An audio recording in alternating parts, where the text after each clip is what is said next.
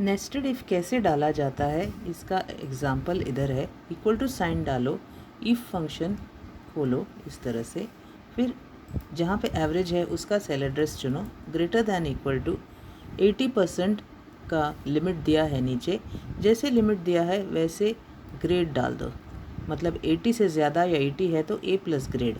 अगर ये सही नहीं तो फिर से एक इफ़ स्टेटमेंट खुलेगा। इस इफ़ के अंदर इफ़ के स्टेटमेंट को नेस्टेड इफ़ कहा जाता है। अभी अगला रेंज 70 के लिए है, जो मार्क 70 या 70 से ज़्यादा है उसको मिलेगा ए ग्रेड, नहीं तो अगर एवरेज में 70 से भी कम है तो फर्दर टेस्टिंग होती है। फिर से एवरेज के सेल एड्रेस को चुनना है, फिर greater than equal to sign डाल के टेस्ट होगी 60 के लिए। अगर ये 60 या 60 से ज़्यादा है तो फिर पड़ेगा बी प्लस ग्रेड इस तरह से, नहीं तो फिर से टेस्टिंग इफ़ स्टेटमेंट खुलता है। ये इफ़ के अंदर और एक इफ़ है, देखो ये तब तक जाएगा जब तक एफ़ ग्रेड न पहुँचे। अभी 60 के लिए तो हो गया, तो अभी 50 के लिए डालना है। 50 और 50 से ज़्यादा है तो बी ग्रेड मिलता है।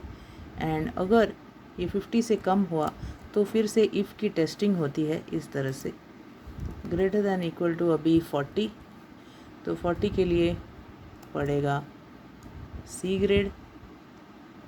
एंड अगर ये 40 से कम हुआ तो डायरेक्टली एफ़ डाला जाता है, फर्दर टेस्टिंग नहीं होती है। अभी जितने ब्रैकेट्स खुले हैं उतने ब्रैकेट्स बंद करने हैं, तो 1 2 3 और 4 इस तरह से, और एक है, अभी हो गया। टोटल 5 ब्रैकेट बंद होंगे क्योंकि 5 ब्रैकेट खुले थे। अभी ये है नेस्टेड इफ़ स्टेटमेंट। पहला इफ़ चेक करेगा कि क्या एवरेज के सेल में 80 या 80 से ज़्यादा है। अगर 80 से ज़्यादा है तो ए प्लस ग्रेड पड़ता है। अगर 80 से कम है और 70 से ऊपर है तो ए ग्रेड पड़ता है, जैसे लिखा है उधर J3 greater than equal to 70। इसका मतलब J3 में 70 से ज़्यादा है मगर 80 से कम है। वैसे ही बी प्लस ग्रेड के लिए चेक की जाती है कि क्या एवरेज में 60 से ज़्यादा और 70 से कम है।